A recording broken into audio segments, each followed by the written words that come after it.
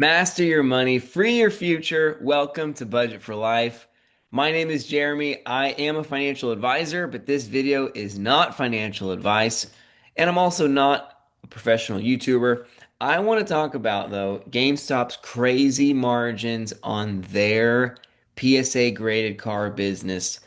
Basically, GameStop's marketplace on GameStop's website for their graded cards, as well as a unique observation I made about their Power Packs partnership with PSA that I want to get to in a second as well. Before I get into it, though, I just want to say thank you so much for the channel participants, viewers, subscribers, commenters. Thank you so much. And also, thank you to those that join the channel as fans or as friends. I have just added a new perk to the friends level to sweeten the pot for you. In a live stream a while ago, someone asked me about the videos that I make for my clients. So once a quarter, and maybe more often, I will make videos for my clients of my investment management firm, my financial advising clients. So I just made this one a few days ago. Every quarter I do this. So it's alarming recession indicators. A while back I had made, um, let's see, what's it called? It is right here, how to profit during the upcoming recession. So anyways, if you want to access these videos, you can become a friend of the channel. And again, the friend of the channel, I know it's maybe more than what some of y'all are expecting to pay, so no pressure for anyone to do this. I'm just trying to make it a better offer for my end, a better way to say thank you, more exclusive perks if you do want to support the channel. Because 100% of the earnings of this channel do go to DRS Book GME shares. And so I want that to be a win-win, not just me gouging you or something. And ultimately, you paying 20 bucks a month is far less than any of my investment clients pay. So you're not getting a raw deal, okay? But I wanted to let you know if you want to access those videos, some of y'all have asked me, you can become a friend of the channel and you will get the client view perspective of my portfolio management updates, my macro outlook, my trading strategy, what I'm doing for my clients, what I'm communicating to my clients, so that you don't have to become a client, right? So that you can take that information and continue to self manage as you do.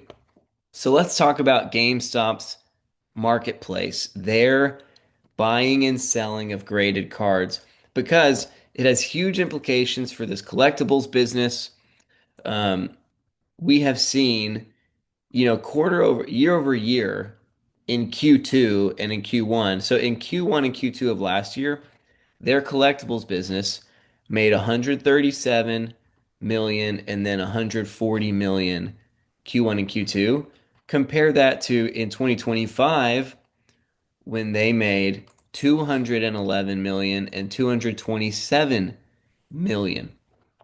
So almost, a $90 million increase, almost basically a 40% increase, um, or yeah, more than a 40% increase, almost more like, yeah, 70% growth rate on their collectibles business.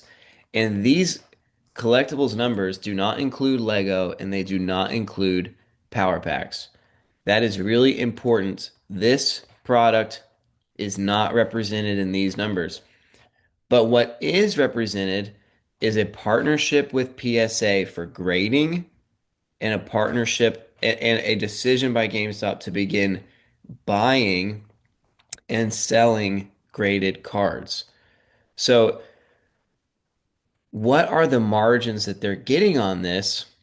Because back in the day, let me just throw it in let me just throw it in here. Back in the day, on collectibles, GameStop was getting a 33% margin. This is the most recent time that GameStop broke down their margins by revenue line. Since then, all we have is the total gross margin. So in 20 full year 2018, we got to see the margins line by line. The collectibles business was a 33% gross profit margin, but the pre-owned and they lumped, I really wish they split this, but they lumped software and hardware together into just their pre-owned business. So the pre-owned stuff made 43.4% margins on those sales. So it's their highest margin business other than digital, which is basically like Xbox Live passes, like gift cards for video game marketplaces, basically. What am I getting at here? I wish they had split this, but the other um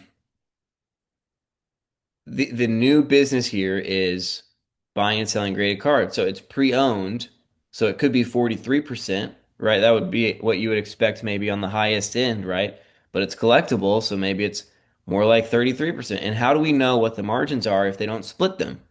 Well, it's not too complicated because we see the cards that they're listing for sale. This is a card. I'm a Texans fan, Houston Texans, CJ Stroud. Let's go. So they have this sick Obsidian Color Blast black CJ Stroud card that they're selling for 785 if you're not a pro or 746 if you are a pro. And each one of these cards, they have this unique identifier right here in the kind of bottom right corner of the PSA graded banner. And GameStop also will give you estimates for your PSA graded cards. So, what you could do hypothetically, just like back in the day when you're bringing in your video game to get it, to trade it in, you can go see on their wall what they're selling that exact game for. So you go to trade it in, you're like, man, you're going to sell this for 30 bucks and you're only going to give me $6? That's rough, right? So we can do this online, hypothetically. But here's the thing. When you type in that same tag and you say, hey, give me an estimate, they say, hey, we are not going to, right? We're not going to tell you what we're going to pay you for that. They don't want that customer experience anymore of someone coming into the store and feeling like they're getting a raw deal on the product that they're selling to GameStop. But here's the thing. For the random people out there like me doing the DD, okay, doing the research out here, the fundamentals, you can find the same card, right? Black Color Blast, 2024 Obsidian, PSA 10. Now, there could be some slight discrepancies on, well, is there some kind of scratch on the case of this one that maybe there's not on the other one? It doesn't look like there's any scratches, okay? But regardless, you could take this one, which, by the way, I went ahead and purchased for $625, but then sales tax bumped it up to 681. But because I wanted to get the full experience of what happens. Um, and I'm really interested also in PSA's partnership with eBay and how that impacts the Power Packs business because there actually is a lot of overlap. All that to say, I did buy a card from GameStop also that was better priced. If you took this card, unique identifier, so what is it? 112694, and the last three is 109. Check this out. Give me an estimate of this one. Are you just not going to put it up anymore? Wow. Why? You did it earlier. Why aren't you going to do it? Is it because you know I'm shopping your card now? That's crazy if that's the case. So I did this probably 20, maybe, 5 times. Wow. You're really not going to do it. I wonder if I open an incognito window, um, if it will, which I can take a screenshot and report it to you. This is honestly crazy, guys. If GameStop's algorithm can identify that you are searching for their exact card, and then after that refuse to show you any like for like um, PSA graded card values, that is genius because that's exactly what I'm talking about that GameStop's trying to avoid from a customer experience perspective. Because earlier, before I had looked up, I did not look up this key first. The first thing I looked up on their site was this key. So maybe the algorithm on GameStop's site wasn't necessarily aware that, oh, they're shopping that against a card we're literally selling right now. And then maybe once I put this one in, maybe then they said, oh, that's why he wants an estimate. So in my incognito window, I wonder if it's just like bugging out. Maybe this whole thing is just uh like some type of because it pops up and then it goes away. Like it might just do this for every single card right now, which would be super lame. So show me this one.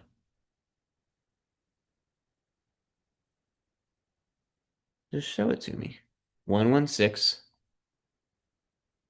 415 659. 116 415 659. Is that accurate? Yeah, there it is. No, look, there it goes. Crazy, guys. That's amazing. So now that it knows I'm shopping this card, it won't tell me what it will give me for that card. That Ryan Cohen, you are a freaking genius, bro. Oh my gosh. But for the sake of this video, I really wanted to show you their margins, which I could still describe them to you because I did crunch the numbers myself. But holy smokes. I wonder, okay, if I try it one more time, are you gonna let me know? 112 694 109. 112 694 109. Show me. Just show me. Give it to me. Look at that. They won't. And not even incognito. How do you know? How do you know that it's me incognito? That's so crazy. Okay, what if I did it for another card? Ah, I really wanted to do it for this one.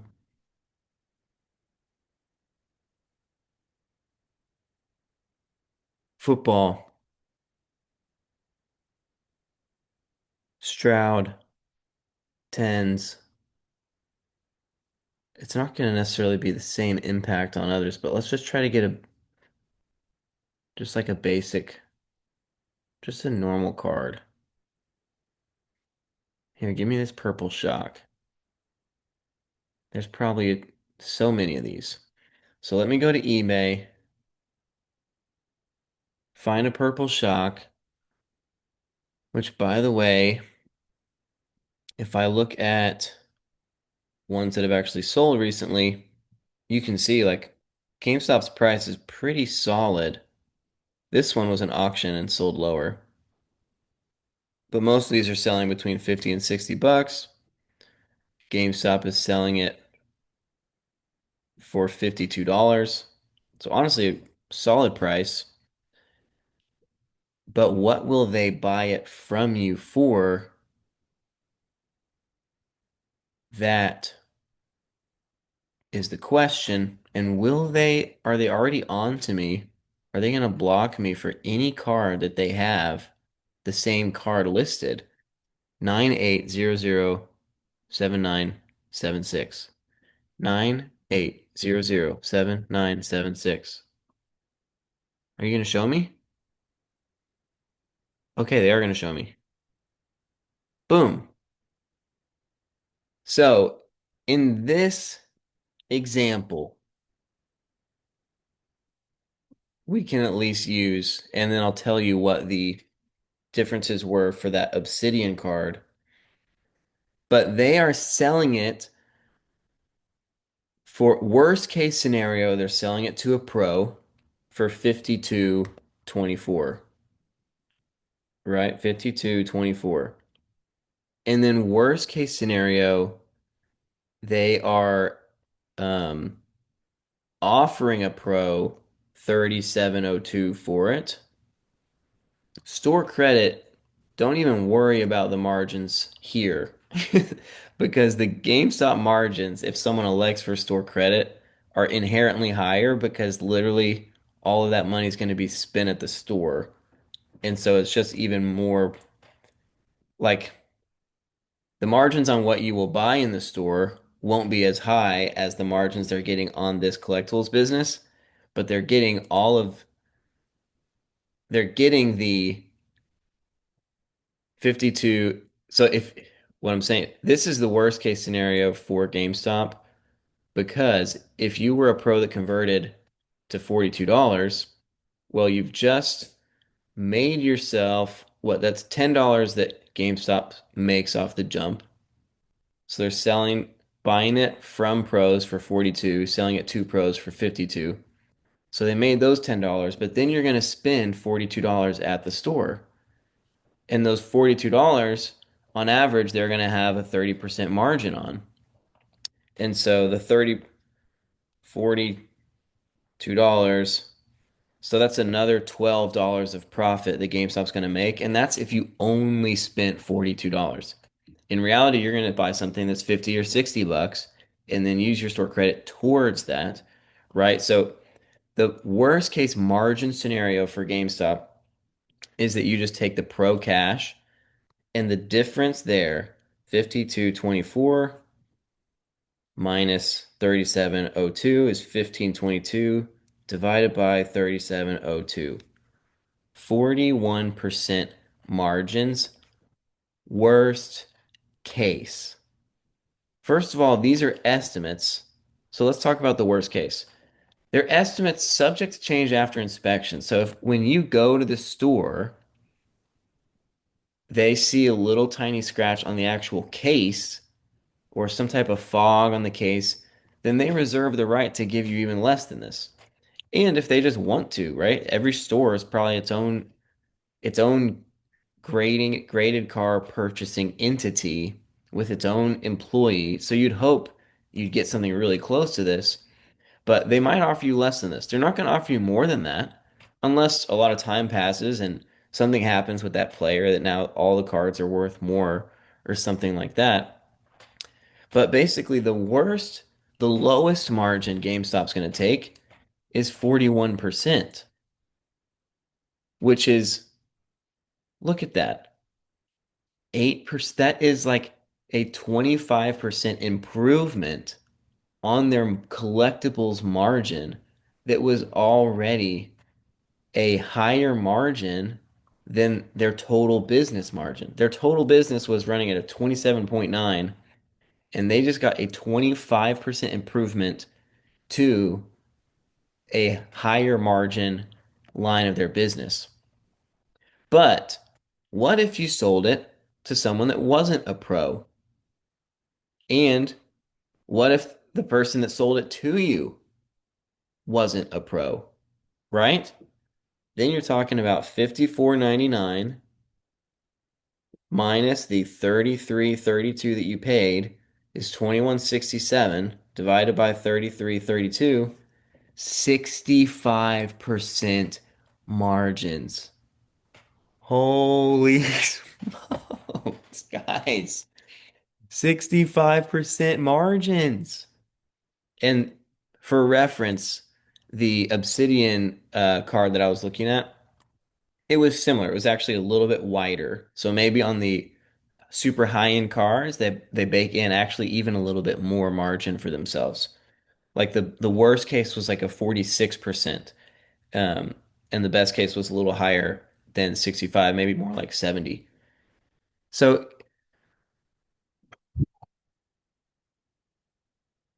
so when you come into what type of margins were they getting before?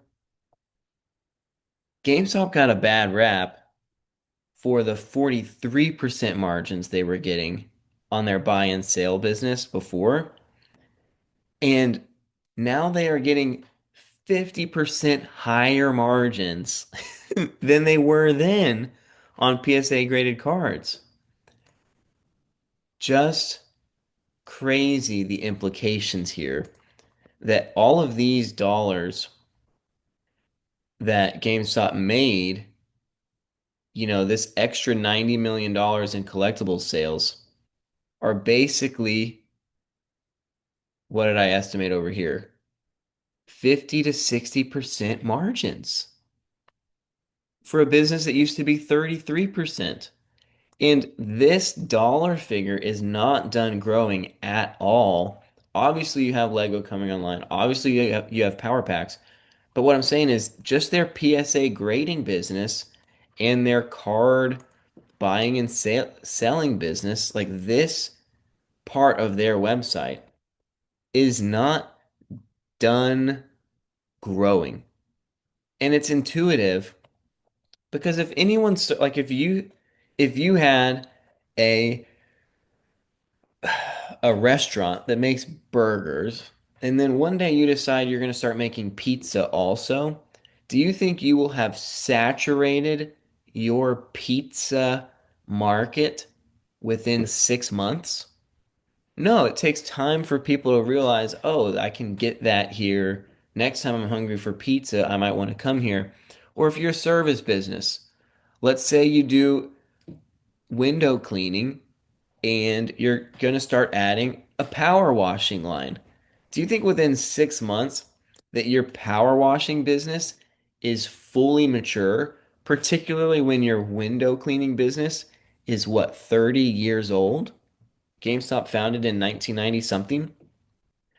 So if your window business is 30 years old and your power washing business is 6 months old, of course there's more growth to come, right? Of course there are more people that will realize that haven't didn't they don't follow GameStop on Twitter. They didn't immediately start changing their behavior on the first quarter, the first time GameStop announces something. But as quarter over quarter, year after year happens, and GameStop's um, in-store ability to get cards graded at the cheapest rate continues to drive more traffic. And then GameStop's instant offer that they give to graded cards in store saying, hey, you can roll that in right now. And it's basically free money for you because it's money you never saw. Because usually you're not buying a card. Like, this is an important point. People aren't buying cards from eBay and then graded and then going to sell them to GameStop, right? That's not, it would be impossible to make money that way, basically. So, this is an important aspect as far as what is the customer experience of this 60% margin collectibles business that we're talking about right now, because that's not the case with video games and with consoles. People bought the video games and the consoles from GameStop oftentimes, especially back in the day, and then they're going to bring them back to GameStop to sell them to GameStop. So they bought it for 60 bucks and then they're getting 10 bucks and they feel the 50% loss. People aren't buying a graded card and then selling GameStop the graded card. People are buying raw cards from GameStop and then they are paying GameStop to get the card graded because it is the cheapest way to grade cards. So GameStop's saving you money to get your card graded. And then for the first time ever, you have the opportunity to turn what was a piece of paper into money. So, what do people feel? Do they feel a 65% loss? No. They feel the gain of whatever the difference is between what it cost them to grade that card and what they're receiving from GameStop in store credit. So it's like, oh, sweet, I paid you 20 bucks to grade this, and now you're going to pay me 40 bucks. Awesome. I just made 20 bucks. So people feel good that are selling to GameStop, even though GameStop's getting twice, like a time and a half the margins that they were on their console and software. But they do mention, by the way, in this 10K that software was higher than hardware. So they mix it together, but I'm guessing their pre-owned margins for hardware, their margins for pre-owned hardware, probably more like 25%, and their margins for pre-owned software is probably more like 60%. Regardless, people make money, they don't lose money. And then the people that want to own that card can then buy it from GameStop, right? Whatever they want to buy, they can buy. And so GameStop makes money there. The people are happy. They see the price. They can price shop it against eBay, whatever you want. It's just everyone wins at every level, and GameStop at the same time is making a ton of money. Here's the other observation I wanted to share in this video, and then I got to get off. Oh, my wife just texted me. Will you come back soon? Yes.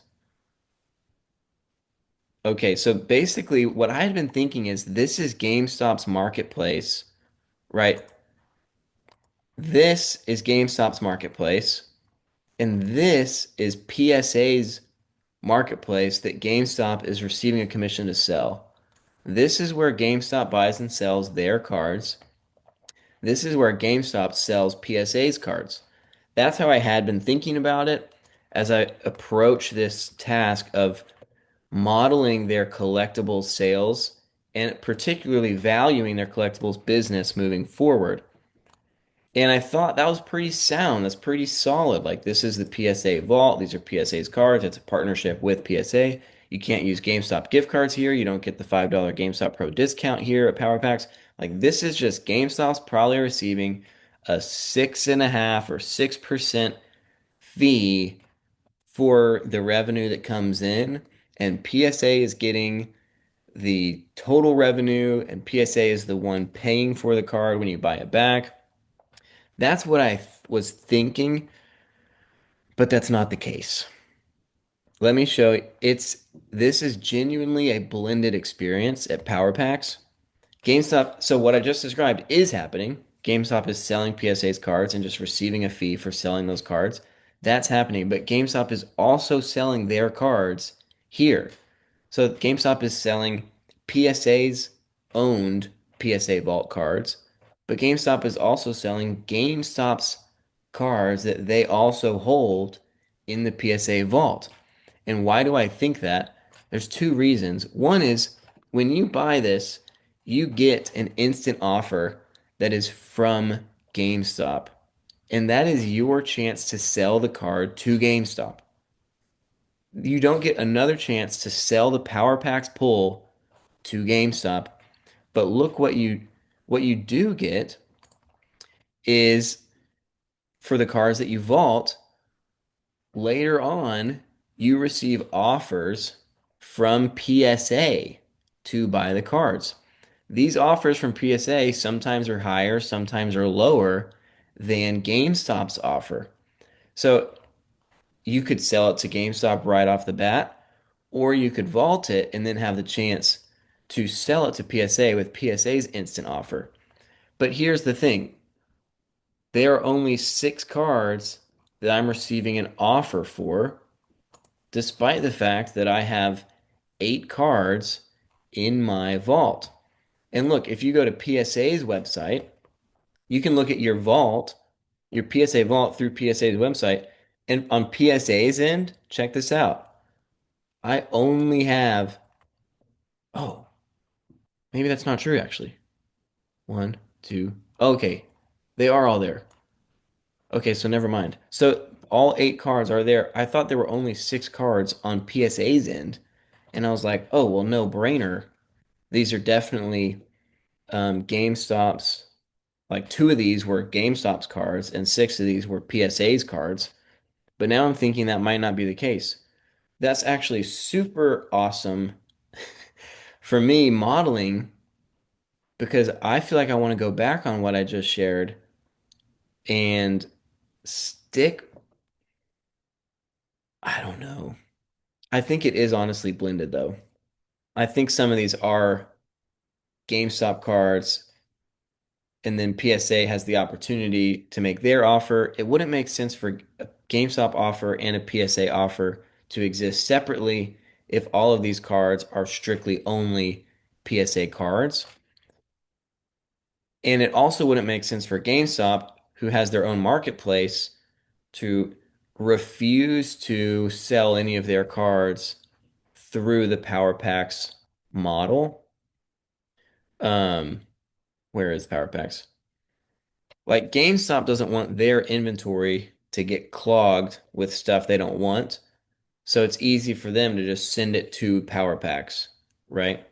So it makes sense for GameStop to be contributing some cards to Power Packs that they are vaulting with PSA. It also makes sense for the cards that are sold immediately back through GameStop's offer for those to be GameStop owned cards.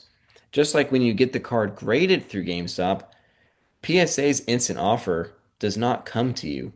Like you get games, you're when you grade a card directly through PSA is going to give you an offer at grading. When you grade through GameStop, PSA is withholding that offer. GameStop's getting the first opportunity for the cards that they grade to give you their offer for those cards. So, all that to say, modeling the margins specifically for Power Packs is going to be tricky because some of these are PSA's cards, some of these are GameStop's cards. But overall, the margins that they're getting on their collectibles business, on the graded card business, really probably is 60%.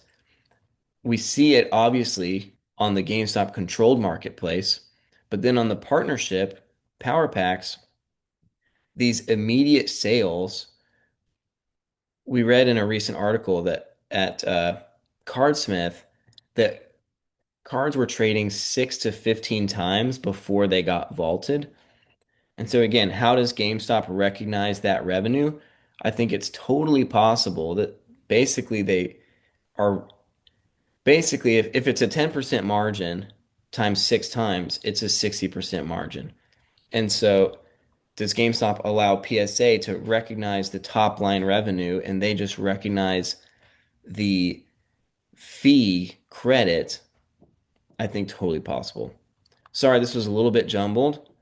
This is a blended experience. The margins here are 60%, way better, 50% improvement from the margins they were getting back in 2018. And yet the customer experience, what they feel when they receive this offer is far superior to what happened back in the old days of GameStop because they're not selling like for like. They're buying a ungraded card and then they are selling a graded card. So the customer experience is profit, not loss. That is huge. Also, apparently, GameStop's algorithm for getting an estimate knows when you are sussing them out. They know when you're shopping their specific card, like we just saw with the Obsidian. That was crazy. Crazy. So they want to ensure that customer experience remains one of delight. Also, again, if you want access to my client only videos, you can join the channel as a friend. No pressure to, but thank you to everyone that's a part of this channel. I got to get back to my newborn baby. I will see y'all in the next one.